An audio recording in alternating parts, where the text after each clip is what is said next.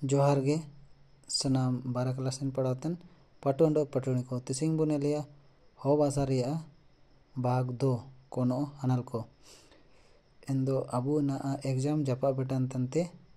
कोनो हनल गे डायरेक्टिंग बाइतना एंदो का गाड़ी के बुने लिया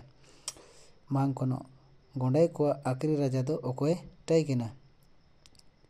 रे हनल दो बनतना चंदन गोंडाई को आखिरी राजा दो चंदन गोंडाई तकिन टाइकिना दूसरा नंबर कोनो अलियाबू चंदन गोंडाई मारंग दादा दो ओकोय ताइकिना चंदन गोंडाई मारंग दादा दो होलोंग तुरी ताइकिना दो काबू चकावना आया दादा दो होलोंग तुरी के ताइकिना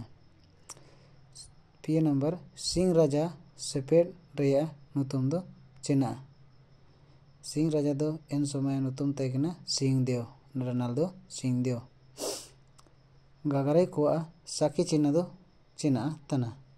बुनले एंडे गागराई को साकी चिन्ह मंडे दो इनरे हना लोबना अबुए गागरा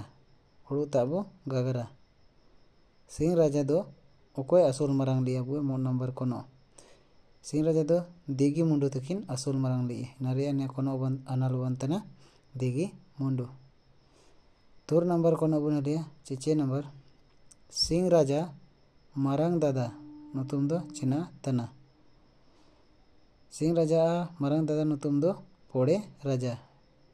नरेनाल दो पोड़े राजा तना ये नंबर कोनो ची 7 नंबर दिगे मुंडा ची मुंडू तिकिन ओकोय ओआरकिन दासी लेना हना लोबंतन रेओ गोंडाई राजा ओआरे रील नंबर कोनो ची 8 नंबर मुनिया ओकोन राजा नुतुम ते आंध्र प्रदेश नुतुम येना इनारे अनल दो बनतना पोड़े राजा 9 नंबर ची रिया नंबर दो कोनो बोयमे ओकोन राजा गागराई को साकी चिना रूपते गागरा एमत कोआ दनिन रे सूर्यवंशी राजा एमत को ताइकिना गागराई को नरे अनल दो बनतना सूर्यवंशी राजा लास्ट कोनो अछि गेल नंबर कोनो सिंह राजा टाइकिना टाइट दो ओकोना ताइकिना अरे अनल दो बनतना पोड़हाट चक्रधरपुर नेन लेकर वीडियो को नाम लगी